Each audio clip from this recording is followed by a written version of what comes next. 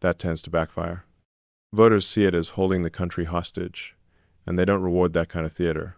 Schumer and the Democratic leadership knew this history. They've been in Washington long enough to have lived through multiple shutdowns. So why did they think this time would be different? That's where this all gets interesting. Because they didn't just miscalculate the politics. They misjudged their own base, misread the national mood, and underestimated their opponent's patience. Democrats were convinced that Republicans, especially with Trump back in the spotlight, would be easy targets. They thought, we'll make this about Trump's chaos, about Republican extremism, about protecting essential programs. The media will echo our message. The pressure will build. And Republicans will fold within days, maybe a week. But here's what they didn't account for. The old playbook doesn't work when the public can see through it. And that's where the panic began. Because when the first major polls came out after the shutdown started, the results were absolutely devastating. One of the most respected polling organizations released numbers that sent shockwaves through Democratic offices. Around 60 to 65% of Americans said they believed Republicans would win this standoff. Only about a third thought Democrats would come out on top. Think about that for a moment. This wasn't a close call. This was a landslide of public opinion before the fight had even really begun. But it got worse.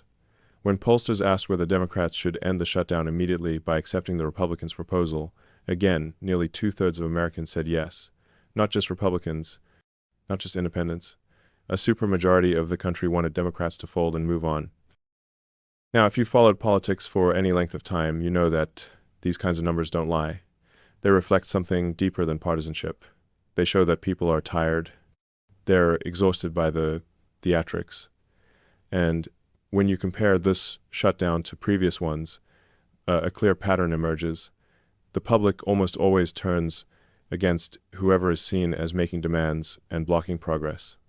What made this particularly painful for Democrats was that another major newspaper had run a poll just before the shutdown, asking voters a straightforward question. Should Democrats vote to shut down the government if their demands aren't met? The answer, again, around 60 to 65% said no, don't do it, it's not worth it.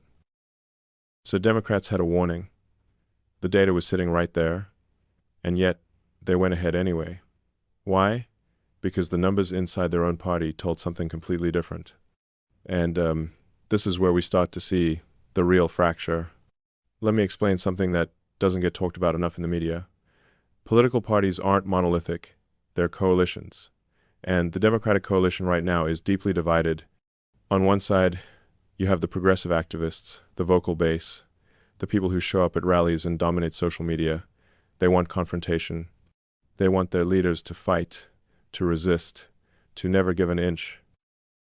On the other side, you have moderate Democrats and independents who lean left on some issues but just want competent governance. They're not interested in revolution, so they want their party to solve problems, not create them. And right now, those two groups are pulling in completely opposite directions. Here's where it gets even more revealing. Recent polling showed that only about a quarter of registered voters approve of the Democratic Party overall. But here's the kicker. Even among Democrats themselves, approval of their own party's performance in Congress has collapsed. It used to be in the high 80s, back when a new administration came in with fresh energy and promises. Now, it's barely holding at around 50% or less. That's a stunning collapse. When half or more of your own voters are dissatisfied with your leadership, you're not dealing with a messaging problem. You're dealing with a legitimacy crisis. And that crisis has been building for years, quietly, beneath the surface. The shutdown didn't create it. It just exposed it to the harsh light of day. So, why did Schumer go through with it? Desperation. That's the simplest answer, and sometimes the simplest answer is the right one. Chuck Schumer is one of the least popular members of Congress right now. His approval ratings have been sinking.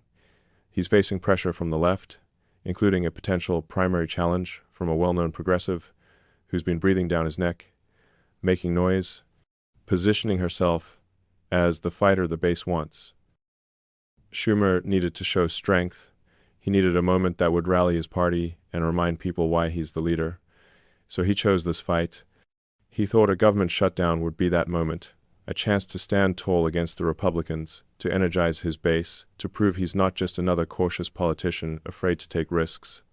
But he miscalculated badly, because while the progressive base might have cheered at first, the rest of the country, including a huge chunk of moderate Democrats and nearly all independents, saw something completely different. They didn't see strength, they saw stubbornness. They didn't see leadership, they saw dysfunction. And here's the thing about political desperation. It breeds mistakes. When you're acting out of fear, whether it's fear of losing your seat, fear of losing relevance, or fear of your own base turning on you, you stop thinking strategically. You start making emotional decisions. And emotional decisions in politics rarely end well. While Schumer and the Democrats were stumbling into this mess, Republicans were playing a very different game. And this is where the strategy gets fascinating, because it's a masterclass in patience. Republicans didn't demand new spending. They didn't attach controversial policies. They didn't make grand ultimatums. They simply put forward what's called a clean continuing resolution. For those unfamiliar with Washington jargon, a continuing resolution is basically a temporary funding bill that keeps the government running at current levels while Congress works out a longer-term budget. Clean means it doesn't have any extra demands or conditions attached. It's straightforward. Let's keep things running as they are, and we'll negotiate the bigger stuff later. This was the same kind of bill that had passed before, with bipartisan support, including votes from Schumer himself. So Republicans could stand there and say, with a straight face, we're not asking for anything new. We're not playing games. We just want to keep the lights on. If you want to block this, that's on you. It was brilliant positioning. And it put Democrats in an impossible spot. Because now, if they voted no, they'd be the ones blocking something reasonable. They'd be the ones demanding changes to a bill that had worked before. They'd be the ones shutting down the government over demands that most Americans didn't even fully understand or support. And this is where political psychology comes into play. Because voters don't always follow the details. They don't read every clause of every bill. But they have an instinct for who's being reasonable and who's being difficult. And when one side is saying, let's just keep things running, and the other side is saying, not unless you give us what we want, the reasonable side usually wins in the court of public opinion. Republicans understood this. They stayed calm, they stayed on message, and most importantly, they stayed patient. Trump, who's usually not known for restraint, actually showed remarkable discipline during this whole episode. Instead of jumping into the media fray and making himself the center of the story, he largely stepped back and let Democrats own the crisis. While the shutdown dominated headlines, Trump focused on other things. He continued working on diplomatic initiatives. There were developments in the Middle East, progress on peace talks that had been stalled for years. He focused on law and order issues, cracking down on local officials in certain cities who'd become unpopular even in their own blue states. He looked presidential. He looked like someone governing while Congress bickered. This was strategic brilliance, because every day that Trump looked calm and in control while Democrats looked chaotic and desperate, the narrative shifted a little more. And here's what's fascinating. The media they really tried to pin this on Republicans. The initial coverage absolutely attempted to frame this as Republican obstruction, as Trump's chaos infecting Congress again. But something interesting happened. That narrative didn't stick. Within days, as more information came out, as people actually looked at what was being proposed versus what was being blocked, the story started to change. Independent voters especially began to shift their views rapidly. By the time that major poll came out, around 60 to 65% of independents wanted Democrats to end the shutdown immediately. That's a massive number. Independents are the swing voters who decide elections. They're not loyal to either party. They vote based on competence, reasonableness, and results. And right now, they're associating Republicans with pragmatism and Democrats with dysfunction. That's a perception problem that doesn't go away quickly. Now, you might be wondering, how did Democrats not see this coming? How did they walk into such an obvious trap? And that brings us to something I call the doom loop. Um, you might have heard it referred to differently, but the concept is simple. When a political party starts making decisions to please the most extreme 20 or 30% of its base, it inevitably alienates the other 70 or 80% of voters. Think of it like this. Imagine you run a restaurant. You have regular customers who like your food just fine. It's good, solid, reliable.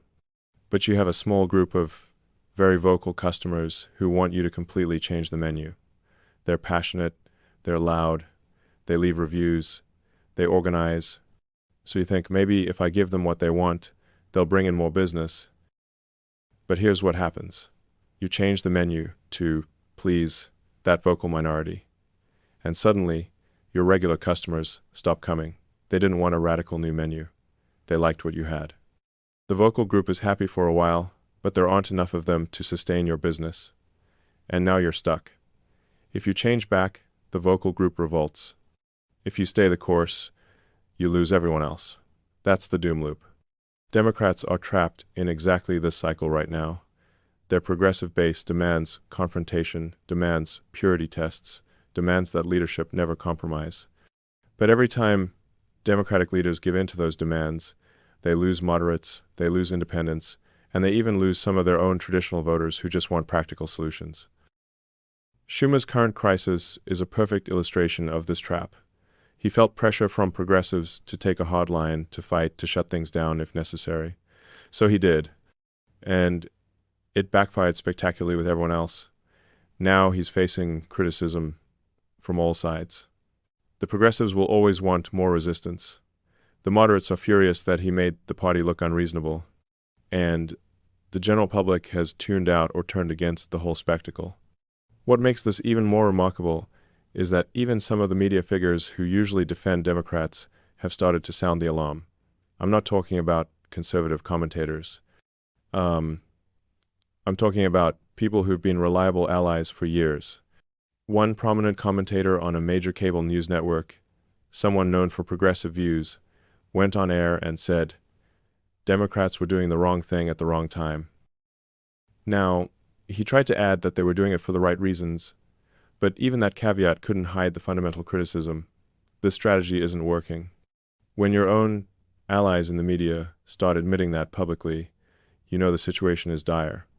Because the media has been working overtime to try to spin this in Democrats' favor, to frame it as Republican obstruction, to make Trump the villain of the story. But it's not landing. The narrative is collapsing in real time. And that's deeply concerning for Democratic strategists, because if they can't count on friendly media to shape public perception, they've lost one of their most powerful tools. The illusion of party unity is fracturing right in front of us. Meanwhile, what was Trump doing during all of this? Something the media completely missed or deliberately ignored. He was turning this crisis into leverage.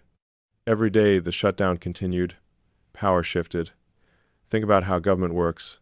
You have three branches. The legislative branch, Congress, makes the laws and controls spending. The executive branch, the president, enforces the laws and runs the government. The judicial branch interprets everything. When Congress shuts down, when the legislative branch is paralyzed by infighting and can't function, what happens? The executive branch steps in. Authority that normally requires legislative approval or oversight starts flowing to the executive by necessity. Someone has to keep critical functions running. Someone has to make decisions. And that someone is the president. This is political judo. Your opponent pushes hard, trying to force you off balance, but instead of pushing back, you step aside and use their momentum against them. You turn their aggression into your advantage. Every day, Schumer extended the shutdown to try to pressure Republicans. He was actually handing more practical authority to Trump. The very thing Democrats kept warning about, excessive executive power, they were enabling through their own stubbornness. It's almost poetic. Democrats have spent years arguing that Trump represents a threat to democratic norms, that he wants too much power, that he needs to be checked and constrained. And then they voluntarily shut down the primary institution designed to check executive power. They sideline themselves. Now, as the days drag on, Democrats are realizing they've trapped themselves in a no-win scenario. If they cave and end the shutdown by accepting the Republican bill, They look weak, and the progressive base revolts. If they hold out, the poll numbers keep getting worse, independents keep abandoning them, and Trump keeps governing around them. There's no good exit. This isn't just about one political skirmish. What we're witnessing is a broader realignment. The coalition that kept Democrats competitive for decades is coming apart. You're seeing independents drift right. You're seeing moderate Democrats quietly question whether their party still represents their values. You're seeing working-class voters especially feel increasingly alienated by progressive demands that seem disconnected from their daily lives. And here's what really matters for the future. This shutdown is accelerating trends that were already underway. It's exposing structural flaws that can't be fixed with better messaging or a different spokesperson. The Democratic Party has become overly reliant on its most progressive activists, underestimating how much patience and goodwill they've burned through with middle America. This isn't a short-term polling dip that recovers in a few weeks. This is a credibility crisis. When voters stop seeing your party as competent, when they stop trusting you to govern responsibly, that reputation takes years to rebuild. And we're looking ahead to elections in the coming years where these perceptions will matter enormously. So, what are the big lessons here? First, weakness in politics isn't forgiven, it's replaced. Voters might be patient with leaders who make honest mistakes, but they have no tolerance for leaders who appear desperate or incompetent. Schumer's gamble revealed just how divided and directionless his party has become, and that's not something you can spin away. Second, sometimes the best strategy is to do less, not more. Republicans won this round, not by being aggressive or flashy, but by being reasonable and letting their opponents implode publicly. There's wisdom in that. In politics, as in life, you don't always have to make the big dramatic gesture. Sometimes you just need to be the calm, steady presence while everything else falls apart. Third, voters value competence over theater. They might enjoy the drama for a moment, but when it comes time to actually vote, they choose the side that seems capable of governing. Right now, regardless of policy disagreements, Republicans look like the adults in the room. That's a powerful advantage. And finally, this moment reveals something important about leadership and accountability. Real leaders make decisions based on what's right for the whole, not just what pleases the loudest voices. When you let the most extreme elements of your coalition dictate strategy, you end up making decisions that hurt everyone, including the people you're trying to represent. In politics, just like in business or life, you have to think long-term. You can't just chase short-term wins or try to satisfy every complaint. You have to ask, what does success actually look like? What are we trying to build? And are our current actions moving us toward that vision or away from it? Democrats right now don't seem to have good answers to those questions. They're reacting, not leading. They're responding to pressure rather than setting direction. And that's why this shutdown, win or lose in the immediate sense, represents something to cash machines for criminals. And two names keep surfacing in the background of this unfolding disaster: Governor Tim Walz and Congresswoman Ilhan Omar. Now, I want to be clear from the start, this isn't about picking political sides. This is about understanding how systems break down, how power can shield wrongdoing, and why you and I, as taxpayers and citizens, have every right to demand answers. So let's dive deep together and see what's really been happening in Minnesota. For months, maybe even years, everyday Americans were asking the same question: when will someone be held accountable? It felt like nothing was moving fast enough. But then, something shifted. In Minnesota, what began as whispers of mismanagement has exploded into a full-scale federal crackdown involving investigations, indictments, and convictions piling up faster than anyone expected. Federal agents from the FBI, IRS Criminal Investigation, and the U.S. Department of Health and Human Services Office of Inspector General, working alongside state fraud units, began conducting site visits and executing search warrants across the Minneapolis street pole area. What they found should absolutely shock you. They uncovered schemes using shell nonprofits, fake companies, falsified meal count sheets, and phantom clients to steal hundreds of millions of dollars from federally funded state programs, including the Child Nutrition Program and Medicaid Housing Stabilization Services. This systematic theft was happening in plain sight, woven into the fabric of state-funded programs that were supposed to be helping people. Now, why does this matter to you? Because these weren't just bureaucratic slip-ups or minor paperwork errors. These were organized, deliberate efforts to steal public money. Money that could have gone to real seniors struggling with housing costs, money that could have fed actual children in need, money that could have supported healthcare for people with disabilities. Instead, it lined the pockets of fraudsters who saw government programs as easy targets.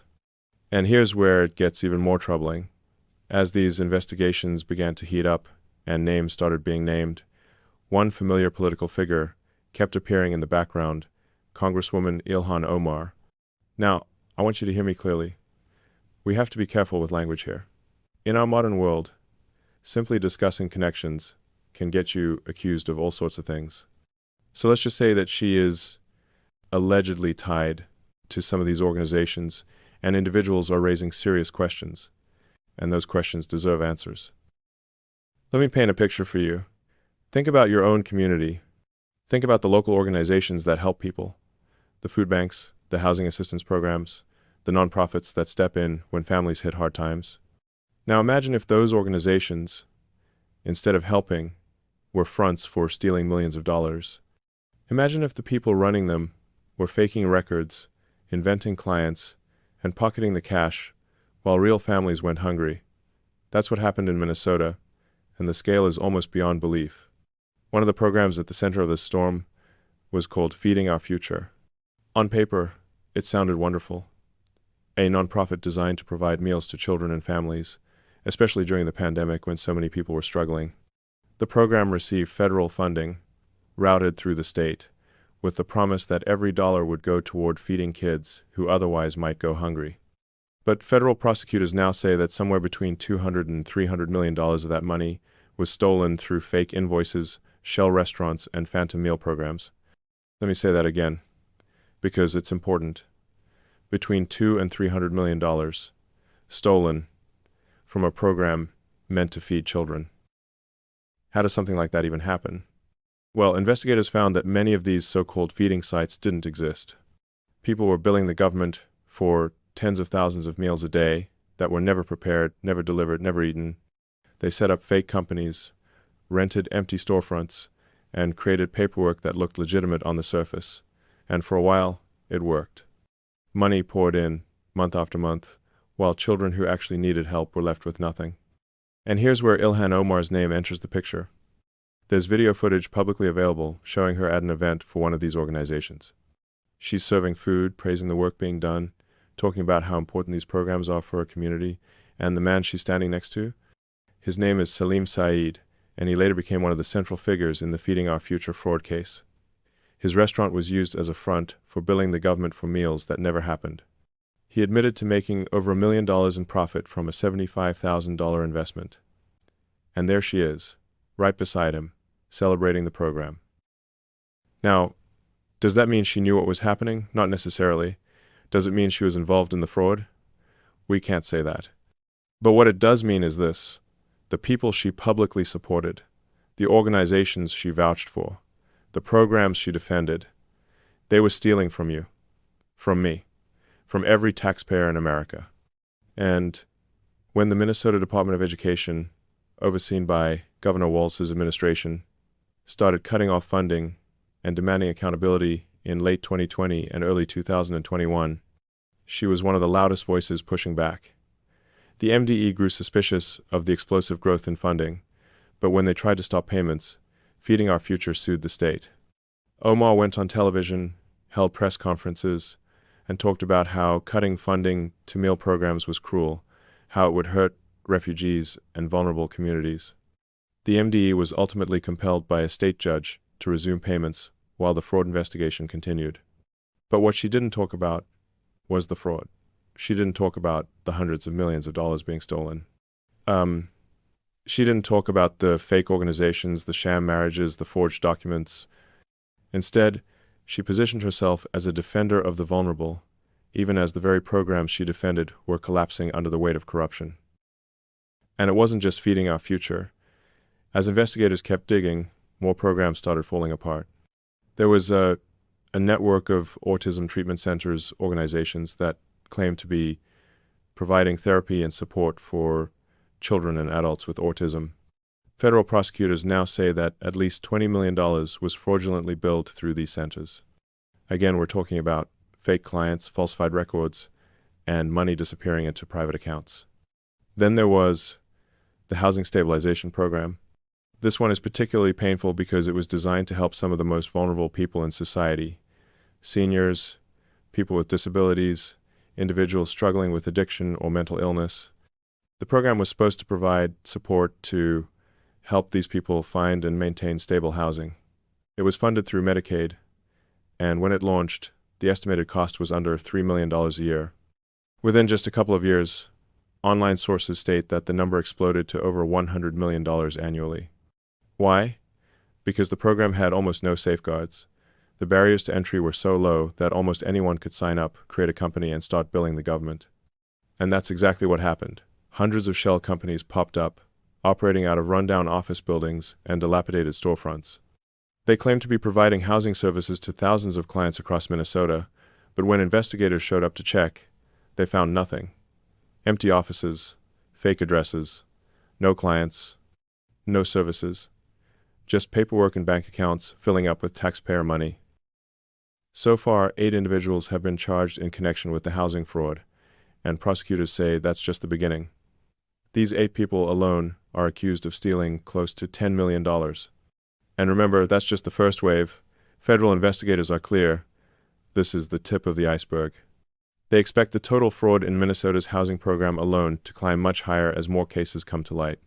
Now, here's the question that should be on everyone's mind. How did this go undetected for so long? How did hundreds of millions of dollars, eventually totaling over $1 billion, disappear without anyone noticing? And more importantly, who was supposed to be watching? That brings us to Governor Tim Walz. For those who don't know, Tim Walz is the man who ran Minnesota during all of this. He was the governor when Feeding Our Future was stealing hundreds of millions. He was the governor when the housing program exploded from a few million to over 100 million in fraudulent billing. He was the governor when fake autism clinics were draining Medicaid funds. In fact, critics say his administration made it easier by designing programs with virtually no oversight, no verification, and no accountability. When federal investigators finally stepped in and started making arrests, they were stunned by what they found. One prosecutor, a man named Joe Thompson, who's been working fraud cases for years, said publicly that the depth of fraud in Minnesota took his breath away. He said it felt never-ending, like every time they turned over a rock, they found another scheme, another network, another set of criminals stealing public money. And here's what makes this even more frustrating. Tim Walz had bigger ambitions. He wasn't content just being governor of Minnesota. He wanted to be vice president of the United States. He ran alongside a doomed campaign, trying to position himself as a competent, compassionate leader who cared about working families and vulnerable communities. But back home, his state was falling apart. Programs were being looted, oversight was non-existent, and when the federal government started demanding answers, he was nowhere to be found. So let me ask you this. If someone can't manage their own state, if they can't prevent $1 billion in fraud from happening right under their nose, why on earth would we trust them with even more power at the national level? It's a question worth thinking about. Now, I know some of you might be thinking, well, fraud happens everywhere. There are always going to be bad actors. And you're right. But this isn't about 1 or 2 bad actors. This is about systemic failure. This is about a state government that either didn't care or didn't have the competence to protect taxpayer money. And it's about political leaders who, when confronted with the evidence, chose to deflect, to play the victim, to blame everyone else instead of taking responsibility. Let me give you an example. When the Trump administration, through its Department of Government Efficiency, started shutting down funding pipelines and demanding audits, Ilhan Omar held a press conference. She stood in front of cameras and talked about how these cuts were going to hurt refugees, how they were going to take food out of the mouths of children, how they represented the worst of America. She positioned herself as the compassionate one, the defender of the downtrodden, standing up against a cruel administration. But here's what she didn't say. She didn't say that the organizations she was defending were under federal investigation. She didn't say that hundreds of millions of dollars had been stolen. She didn't say that the very programs she was crying about were being used as vehicles for fraud. Instead, she made it about politics, about partisanship, about attacking the Trump administration, rather than addressing the real problem. And that, my friends, is how corruption thrives. It thrives when leaders deflect instead of lead. It thrives when media outlets ignore the story because it doesn't fit their narrative. It thrives when the people who are supposed to be watchdogs become part of the problem. So what do we do about it? How do we, as citizens, as taxpayers, as people who still believe in accountability, respond to something like this? Well, the first step is simple. We pay attention. We don't let the story disappear. We don't let it get buried under the next news cycle. We talk about it. We share it. We make sure people know what happened in Minnesota, because if it happened there, it can happen anywhere. The second step is we demand better. We demand that our leaders, regardless of party, take responsibility. We demand that programs designed to help people actually help people, not line the pockets of criminals.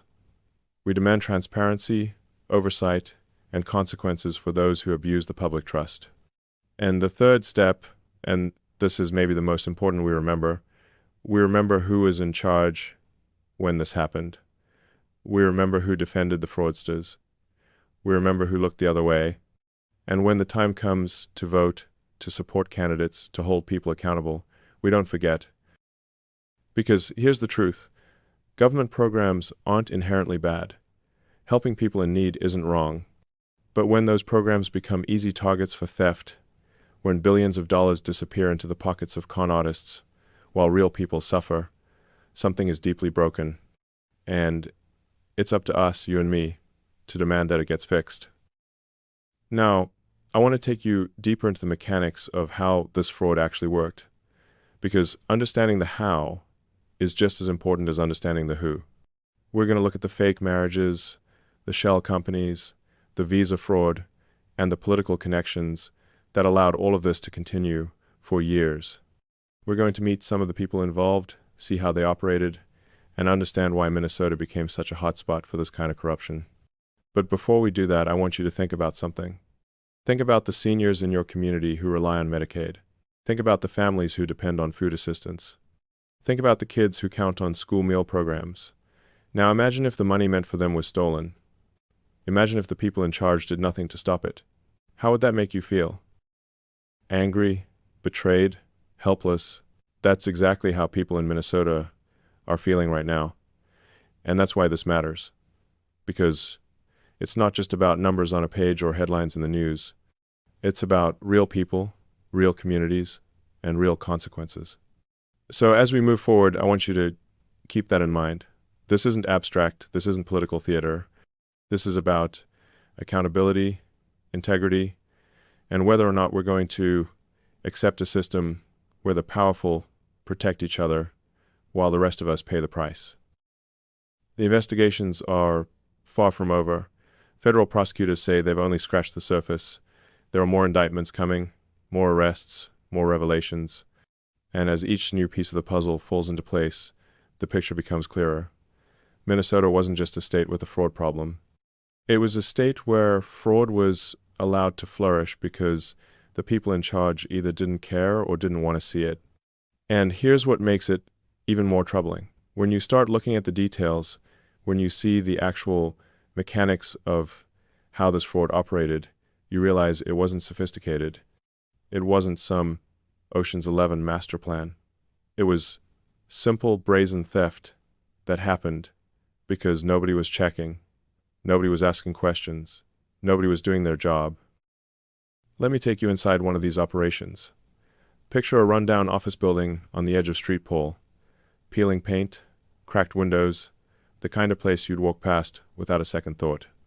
Inside, there are dozens of small offices, each one occupied by what looks like a healthcare company or social services provider. Signs on the doors, names that sound official, but when investigators walked through that building, they found something else entirely. A fraud factory. Office after office filled with people whose only job was to generate fake paperwork, bill the government, and funnel money out the door. One building, just one, housed multiple fraudulent operations. Fake autism clinics, fake housing stabilization companies, fake meal programs, all under one roof, all stealing taxpayer money. And this wasn't an isolated case. Investigators found similar setups across Minneapolis and Street Pole. It was like an ecosystem of corruption, where everyone knew what everyone else was doing, and nobody thought they'd ever get caught. But here's what I want you to understand, because this is where it becomes more than just a crime drama. Behind every one of these fake companies, behind every fraudulent billing, there were real people who were supposed to be helped. That's the human cost of this scandal. It's not just about numbers or statistics or political talking points. It's about trust. It's about the social contract we have with our government. We pay our taxes, we follow the rules, and in return, we expect that our money will be used responsibly to help people who need it. When that contract is broken, when leaders look the other way, while criminals loot public programs, it doesn't just hurt the immediate victims. It hurts all of us. It erodes trust in institutions. It makes people cynical. It makes them wonder if anyone in power actually cares. And that cynicism is dangerous, because when people stop believing that the system can work, when they stop believing that accountability is possible, they disengage. They stop voting. They stop participating. They stop caring. And that's exactly what corrupt leaders want. They want you to feel helpless. They want you to think that nothing will ever change, so why bother? But here's the thing. Change is possible. Accountability is possible. And the proof is happening right now in Minnesota. After years of inaction, after years of fraud running unchecked, federal investigators finally stepped in and started making things right. They've conducted over 1,000 site visits. They've reviewed thousands of cases. They've arrested dozens of people, and they're not done, not even close. The lead prosecutor on these cases, a career fraud investigator, has been clear. They're just getting started. Every week brings new indictments, new arrests, new revelations. The Feeding Our Future case alone has resulted in 70 people charged so far, with a growing number of convictions from guilty pleas and trials already secured. The housing fraud cases are just beginning, with the first wave of 8 defendants representing only a fraction of what's to come. The autism clinic investigations are expanding, and investigators say they're now looking at other programs, other networks, other schemes that haven't even been made public yet.